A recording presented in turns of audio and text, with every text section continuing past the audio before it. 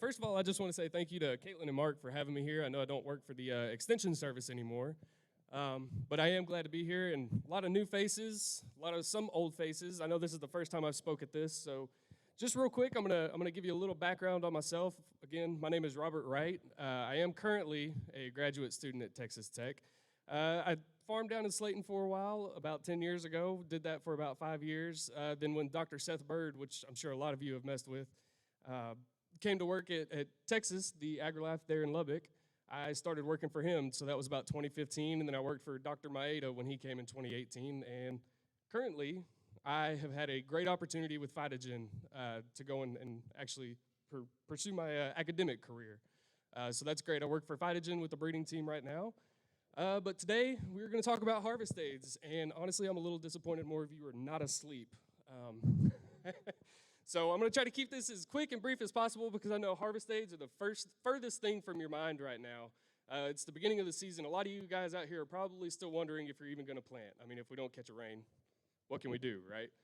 So it's a season-long decision. So I can't say that it's not a season-long decision without first talking about some of the things that we need to think about before we actually get into the season. So some of these preseason factors that we need to consider.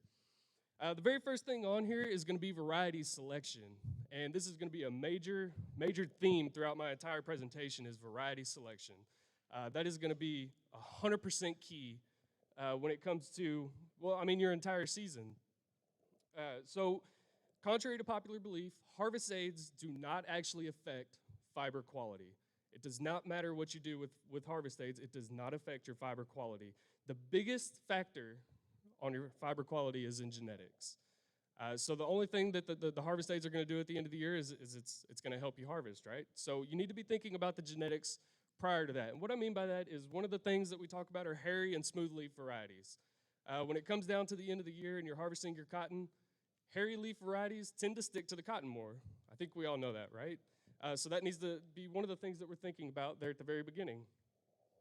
We also need to be choosing varieties that match, the maturity matches the region we're in. So, you know, we don't want to pick a variety that is too early or too late for the region. If it's a variety that's too late, you don't have a long enough season, you get down to the end of the season and you're trying to hurry this thing along, and that is going to make applying harvest aids and efficiently and effectively very, very difficult because you're not going to affect that maturity with harvest aids. So we need to be picking maturities that fit our region. Yep. And then planting population is another big thing. So what I'm going to talk about is coverage is key when it comes to harvest aids. Most of these chemicals that we use for harvest aids, we're going to treat them like contact herbicides. So coverage is key. You've got to get coverage. If it's not touching the part of the plant that you want, then it's not going to work.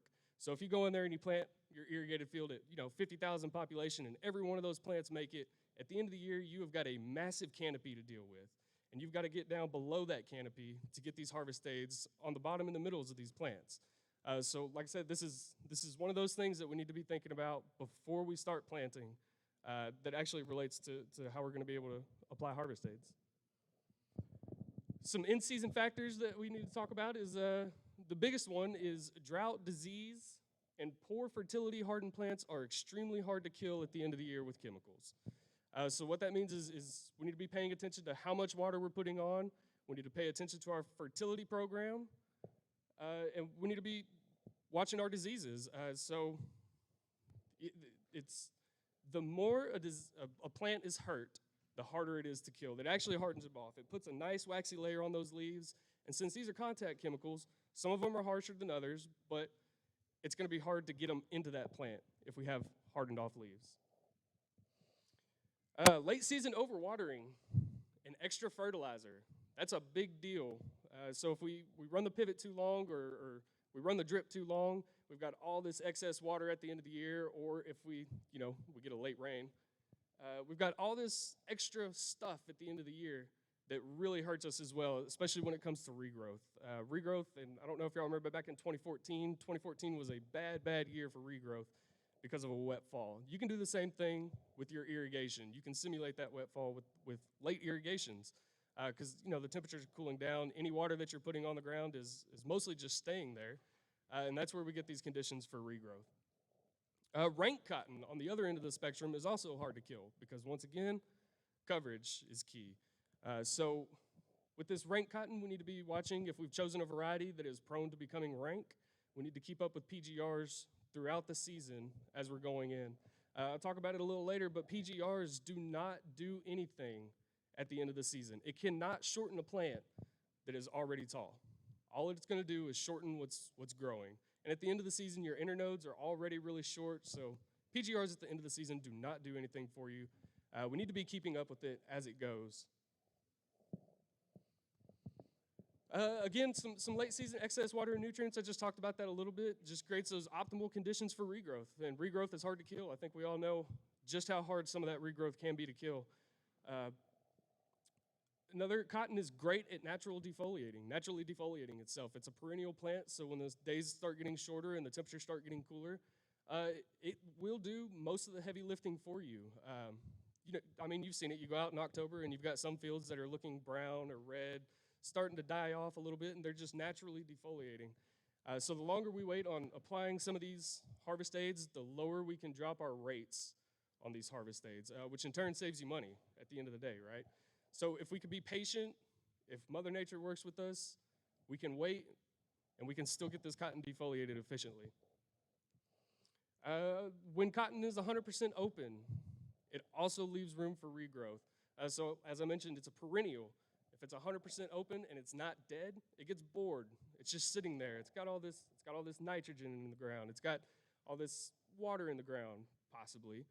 And it just gets bored and it decides to start growing again. So that's when you go out and you see it across the field, you look across your field, you went through, you applied your harvest aids a week and a half ago, and it's just that pea yellow-green all the way across the top of the field. That's your regrowth, and that's just because it's been sitting there. It's been getting bored. It's got to have something to do. So what are harvest aids? That's some of the preseason and in-season factors that we need to consider when we're talking about harvest aids. But what are actually harvest aids? And I know when I was farming a lot, everybody just said defoliate. When are you defoliating? When are you defoliating? Well, here's the thing, is it's not all defoliants. Defoliants are actually only one class of harvest aids. And your harvest aids fall into 4 classes. You've got your bowl openers, your defoliants, your desiccants, and your regrowth inhibitors. And on these next few slides, I'm going to go a little bit more in depth and actually talk about what these different chemicals are and how we use them. All right, we're going to start with bowl openers. This one's pretty self-explanatory, right? It's just bowl openers. It opens your bowls. Simple enough. I think we all know it. It's Ethifon. It's Ethifon. That is your main bowl opening chemical. This can provide some very little defoliation, but it's got to be just absolute optimal conditions when you apply these bowl openers for it to apply some defoliation. It comes in varying trade names. I think you know all the different trade names. About the only difference is how many gallons of Ethifon or how many pounds of Ethifon per gallon you're getting and what they have added to it. So there's some like the Finish 6 Pro that actually adds a cycloanilide to it, as well as the Ethifon. And I'll talk about the cycloanilide and what that does a little bit later. But as far as we're concerned, Ethifon is Ethifon is Ethifon is Ethifon. It's your bowl opener. That's what you put on to open your bowls. Now we get into the actual defoliants. These are going to be the fun ones. This is what actually starts your abscission process. And what I mean by that abscission process is that's where the base layer of the leaf, where it butts up against the stem, there's actually a layer in there that creates and allows those leaves to fall off. So what these defoliants do is they come in and they actually injure the leaves on this plant. They injure the leaves just enough so that the plant thinks it's dying. It triggers this response inside the plant, and it creates a snowball effect, and all of a sudden you've got your leaves falling off. That's all it is. It's just barely hurting the leaves, just enough to where it thinks it's dying. When you use these chemicals, these defoliants that we're going to talk about at too high of a rate, some of them are very harsh, and they will kill your plants, and rapid death is where we get leaf stick.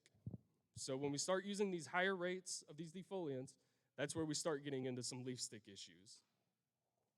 Along with the bowl opener, choosing the right chemical here is very important because most of them are very environmentally driven.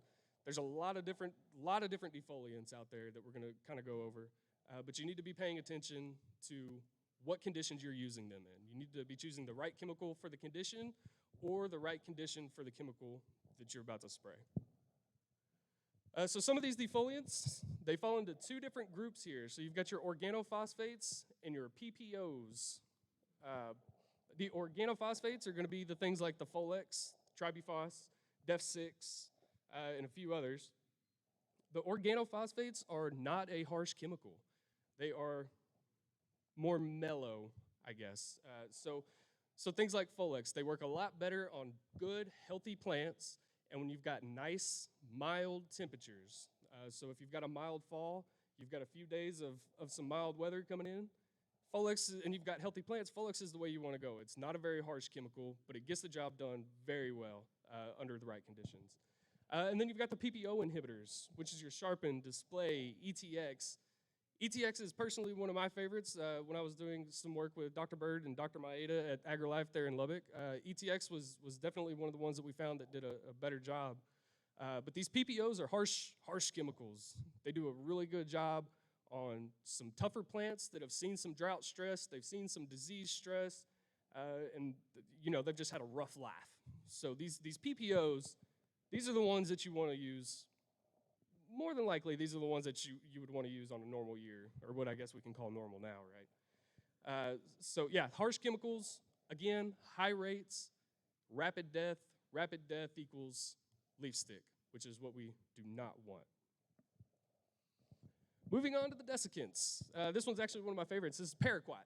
And Paraquat's a really cool chemical, to be honest with you. But this is your chemical that actually kills the plant. This is your contact chemical that kills it dead. We all know what Paraquat does, right? Right. Again, high rates. This is one that you see it the most with, very high rates, especially on a first shot. If you're doing a two-shot application here, which we'll talk about a little later, if you're doing a two-shot application, a very high rate, either in the first shot, can really hurt you. It doesn't matter what you put it with. If your Paraquat's too hot, it's going to kill the plant. None of your other chemicals can work. Doesn't matter what you put it with. Like I said, rapid death, all of these chemicals need the plant to be alive to work because it is triggering responses inside the plant while it is alive. Paraquat, contact. It's a contact. We know that. So where it hits it's going to kill. Fun fact about Paraquat, though, is even though it is technically a contact, it does have minimal activity if you spray it either on a cloudy day or overnight. It can move throughout the plant. What it is the sunlight actually initiates the process for the Paraquat to do its job. It's a cell membrane disruptor, and the sunlight actually moves that process along. So if there's no sunlight, you can get some minor translocation out of Paraquat. And I'm sure we've all seen it. We spray it on a day, and it's cloudy. It's cloudy for the next few days, and you drive by that field in 3 or 4 days, and you're like, dang, that Paraquat did a real good job compared to this field that I sprayed a couple weeks ago. I mean, that's what it is. You're actually getting some minor translocation with this Paraquat. So that's maybe something to keep in mind when you're spraying it. Typically comes 2 pounds or 3 pounds to the gallon of active ingredient. And of course, you know all the trade names, but we need to be paying attention to how much active ingredient per gallon we're actually getting. There are a lot of guys that just say, well, I'm about to go out there and spray Paraquat. Well, is it 2 pounds or 3 pounds? I don't know what rate to tell you, because there's a pretty big difference in rates depending on how much active ingredient per gallon there is in the product you're spraying.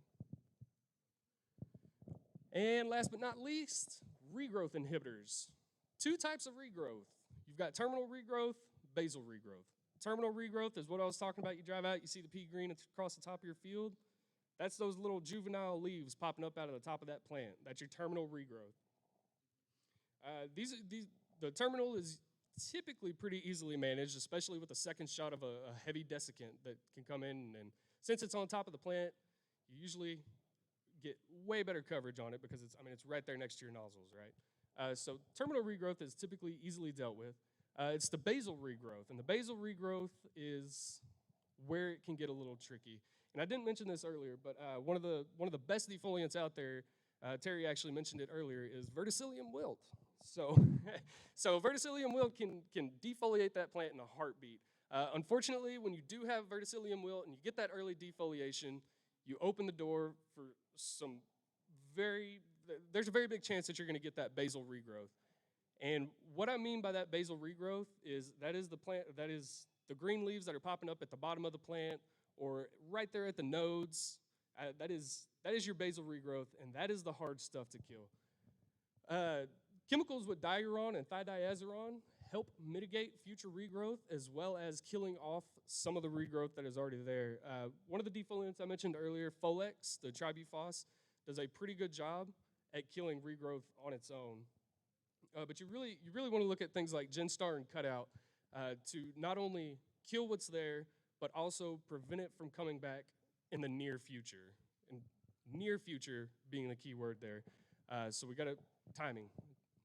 Timing is a big deal when we're spraying these. Chemicals with thidiaziron are typically not as effective in this area with the thidiaziron alone. Typically not as effective in this area because when we get into the point where we're spraying harvest aids, we do have the lower overnight temperatures, and it just, the thidiaziron just does not work as well. So that's where we've seen a lot of good results with Genstar, Cutout, and other chemicals that have the diuron as well as the thidiaziron in them. All right, factors to consider when choosing what chemicals to use. Cost per acre.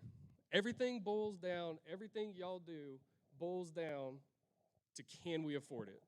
We don't want to put something out there if we can't afford it. We don't want to put $50 worth of chemical if we're only going to get $40 worth of crop on it, right? Doesn't make sense. So cost per acre is the biggest thing that you need to think about when you're applying harvest aids. Is it worth it? For dry land, most of you guys probably have a bunch of dry land out there, especially as we get further and further along the road. For dry land, it's typically not as worth it, especially to do a one-shot. If it is worth it on your dry land, if you think you've got some pretty good dry land out there, then it is worth it to go over it with possibly one shot of some, either a defoliant, or you typically don't have to worry about bowl openers on dry land. The bowls do a very good job of opening themselves. But if you want to go over it with a defoliant, it can help with leaf drop, and it can improve those grades at the gin, which in turn helps your loan value there. For irrigated, 99.9% of the time, I would say yes, it is worth it to put harvest aids on your crop. You can do it in one shot if you've got some little short, dinky cotton out there that has just kind of had a hard life, but it's still irrigated. It's better than your dry land. Then yeah, you can get it done in one shot. There's no problem with that. But typically for some of the bigger stuff, we want to get over it in a two-shot application. And what I mean by that two-shot application is, go out there with a bowl opener first, maybe some kind of defoliant in there like Folex or something else, and a regrowth inhibitor. And then come back with your desiccant and either another regrowth inhibitor or, yeah. Yeah, so for your two-shot, you want bowl opener and defoliant first, and then come back with your desiccant and regrowth inhibitors. So I actually talked to a guy that works for Helena, and he gave me a list of some of the most popular harvest aid chemicals and about what they cost. And of course, this is going to change drastically according to who you know, where you go, when you get it, how you get it, what trade names you use. So there's a big gap in here, but this is just kind of for reference. Some of your bowl openers are pretty cheap. So Super Bowl, which is just an ethafon, that's all it is. That's the only chemical in there is ethafon as your active ingredient. $25 a gallon. It's not bad, right? 16 to 42 ounces per acre, because of course you're not going to put 42 ounces on short cotton, and you're not going to put 16 ounces on great cotton. So that runs you about $3 to $8 an acre, nice and cheap. And then we get into Finish Pro, this $73.88 a gallon. That's a 3 times as much as the regular ethafon there. And the reason for that is because things like Finish Pro 6 have ethafon and that cycloanilide. Now what that cycloanilide does is it allows what it's supposed to do is to allow it to work better in cooler temperatures. So there is a little bit of a metabolic response when you spray these bowl openers on there. And this cycloanilide is supposed to help it work just a little bit better when the temperatures are cool. So if you're thinking about spraying and you've got some cooler temperatures up and you're in a bind, maybe this is the way to go, maybe it's not. Personally, when I was doing work with Dr. Bird and Dr. Maeda at AgriLife, we didn't see much difference between just a regular Super Bowl or a regular ethafon and an ethafon with cycloanilide. And of course, that can be due to environment. Maybe we didn't have the right conditions to actually make it worth it, but we have not seen anything. And then there's guys out there that swear by it. They say they can get into the field 5 to 7 days earlier. So That's kind of I can't tell you yes or no for certain. It's just going to be a field by field, environment by environment, whether you use that product or not. Defoliants, one of my favorites. Again, Folex 6EC, $87 a gallon. Way more expensive, but I mean, this is the one, this is the workhorse here. This is the guy that's actually dropping those leaves off that plant. This is the one that's going to end up saving you money at the gin, all right, if we use it correctly, because we're going to get that good leaf drop. When you get that good leaf drop, you don't have the bad leaf grades. Recommended rate is anywhere from 8 to 16, or 8 to about 20 ounces an acre, so a pint to a pint and a half around there. So it's about $10 to $16 an acre. But if your cotton is there, it is worth it. I promise you. It's a leaf drop. If it's healthy, you got mild temperatures, I highly recommend something like Folex or some type of tribufos out there on your crop. And then desiccants, Paraquat, 3 pounds, 25 bucks a gallon, about 16 ounces an acre, depending on what you're doing there. It's a cheap one. We can afford Paraquat. Paraquat's nice, does its job, and it's cheap. Okay, so we've talked about cost per acre. Is it worth it? We've got to talk about where it can hurt you at the gin. I think we all know, we all get the gin sheet at the end of the year. We look at our modules, and we've got bad grades all over the place. Well, let me tell you, Mike strength and uniformity goes back to variety selection. Genetics is the largest factor. Genetics and environment are the largest factors when it comes to Mike strength and uniformity.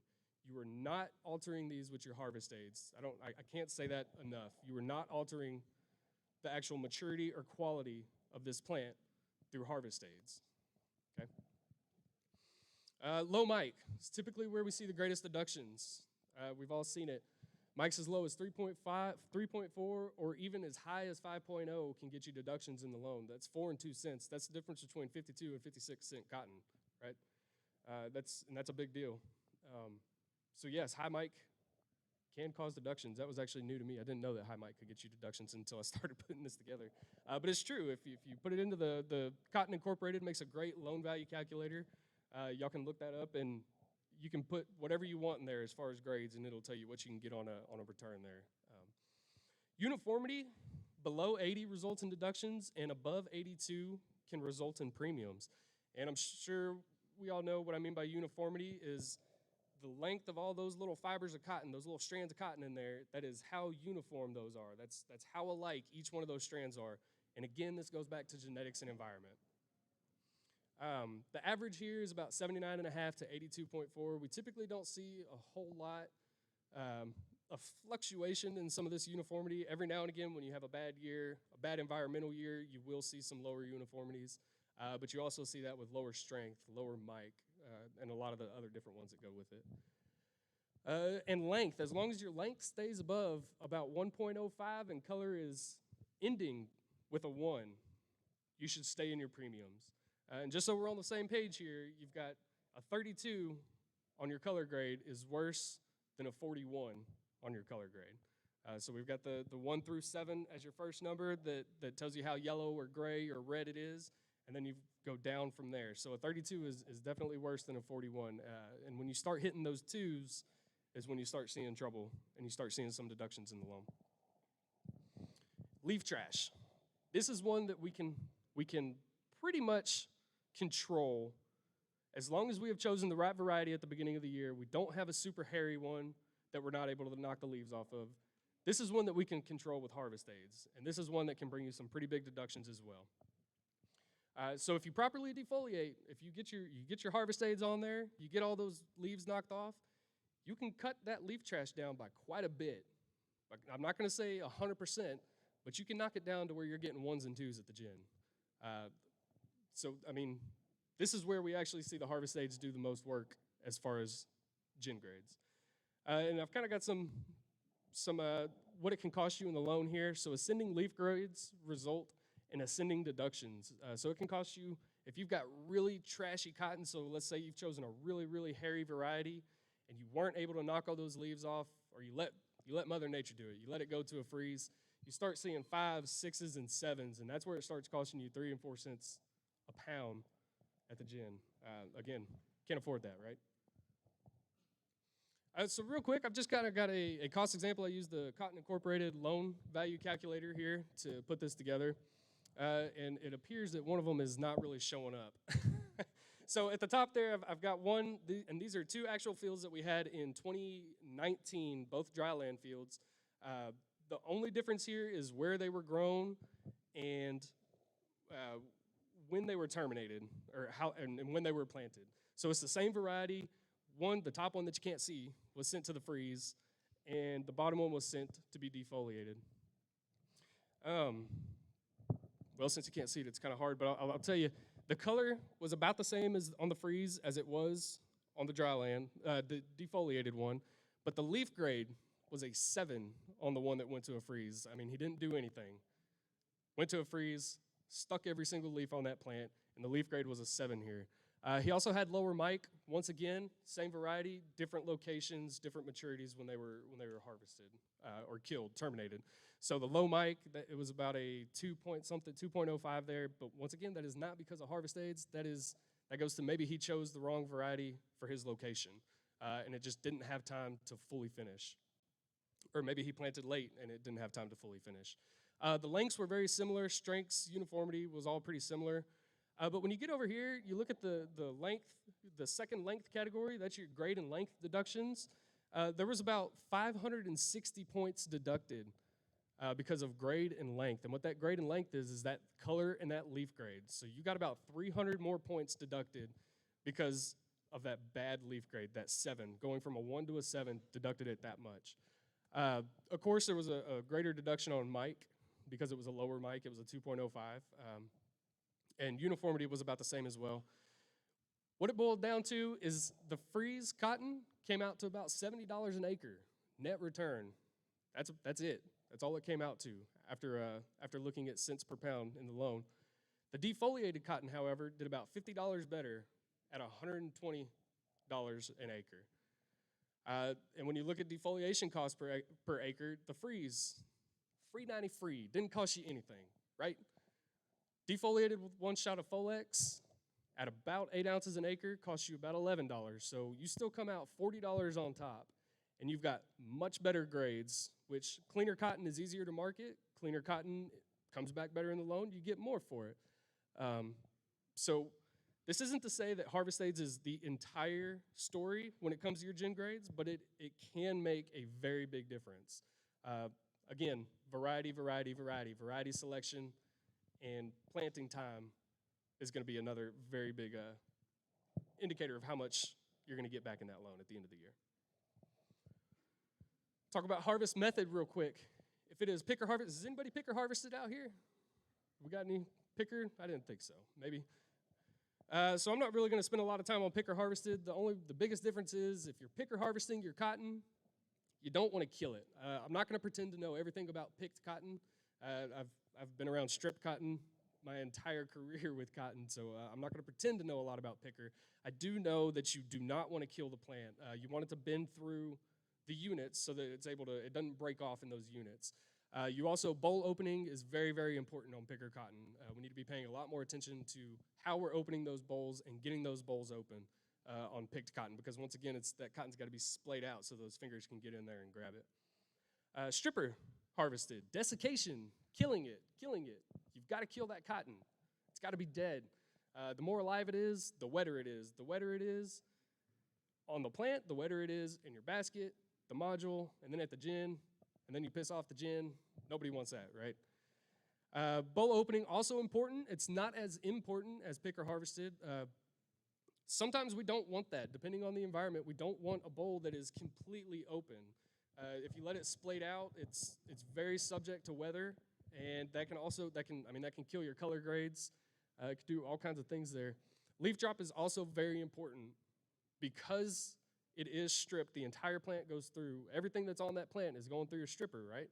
So the more leaves we can drop off, the more we can keep out of the basket mixing with our cotton lint, because it's extremely hard to get out of there, and that's where we see those bad leaf grades. Some minimum times. It's about 7 to 14 days for all these chemicals to start working. Paraquat being the exception, you can go out there in about 5 days, 3 to 5 days, depending on the weather, and you can see some pretty harsh results from Paraquat. But typically, bowl openers, 7 to 14 days to reach your maximum efficacy. Defoliants, around 7 days, and the same thing with regrowth inhibitors, about 10 to 14 days.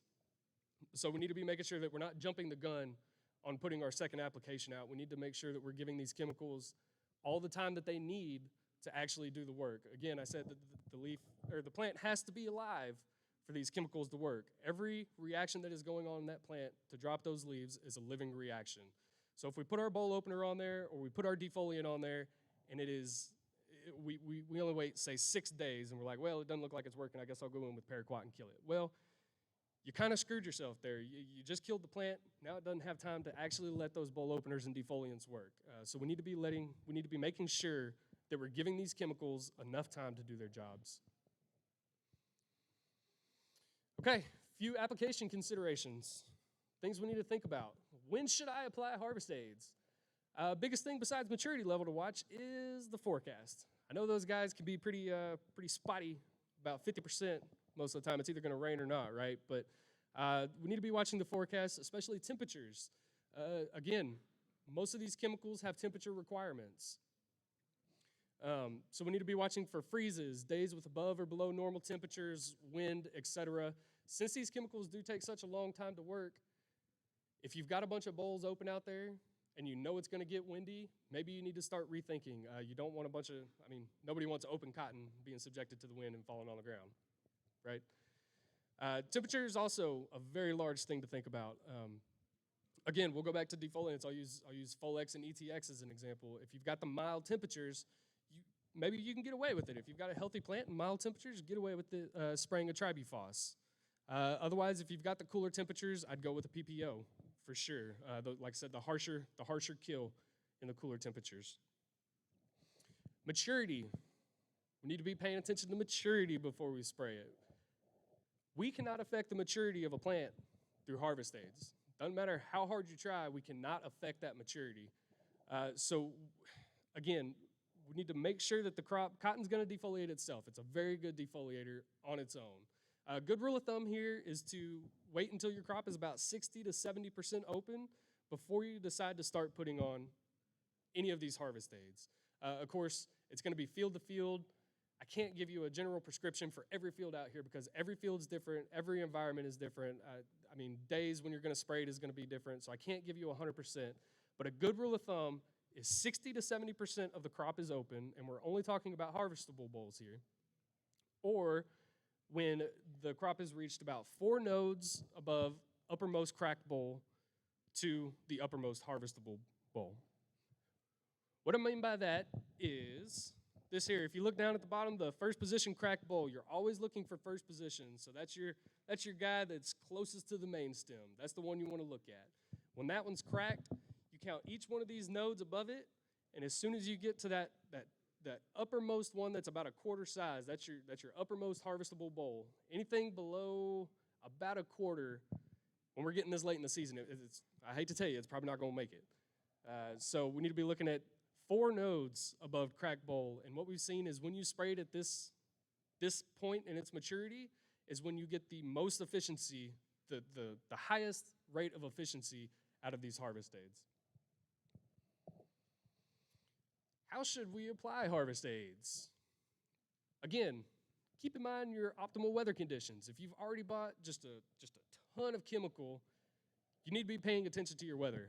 If you're buying it field by field, maybe you can start buying chemical to fit the weather conditions that you're planning on spraying on. But weather conditions need to be taken into consideration.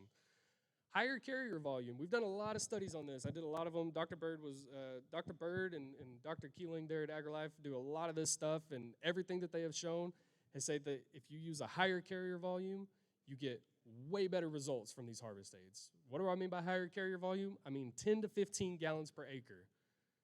I know it's a lot, but we're also spending a lot on this, and we need to make sure it's working.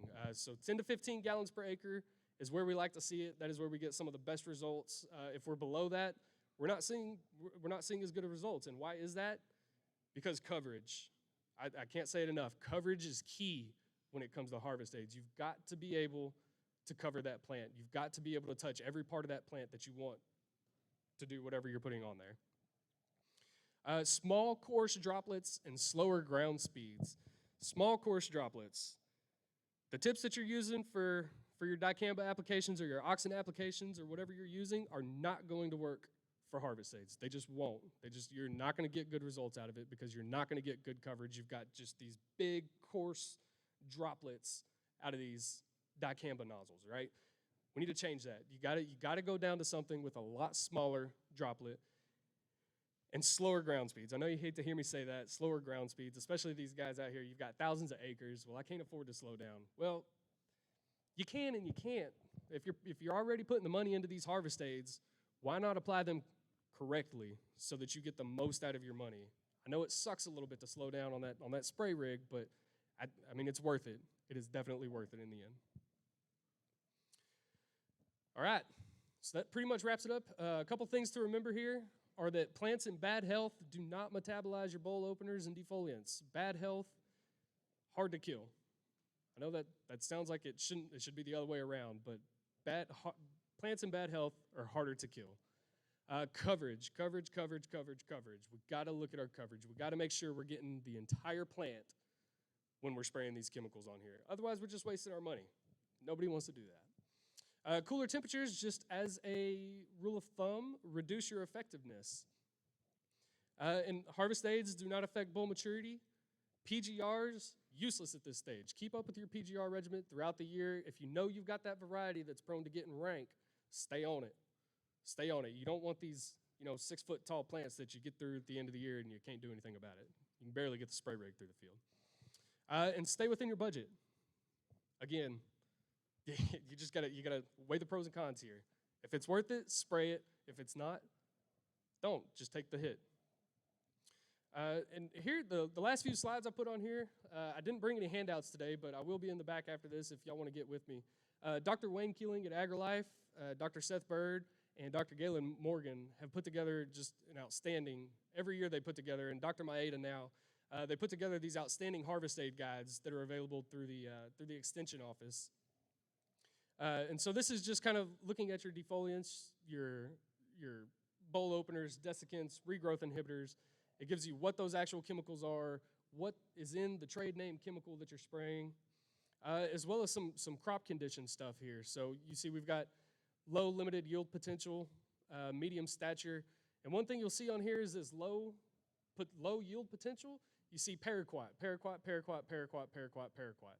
Again, if it's short cotton, it's usually opening its bowls on its own, so we don't have to worry about a bowl opener. And we can go in with some of these lower rates of Paraquat to get these plants defoliated, because again, all defoliants are doing are hurting the leaves enough so that the plant thinks it's dying. So if we use this lower rate of Paraquat on it, it's going to be just fine. You can use a lower rate, and it's going to do the exact same thing for much cheaper. Again, what was the Paraquat? $24. And Folex was $87. That's almost 4 times cheaper. With a lighter rate of Paraquat on there. And then when you start getting into some of your bigger cotton, you want to start worrying about your bowl openers and your regrowth inhibitors and your defoliants. And then your second shots of desiccations and regrowth inhibitors.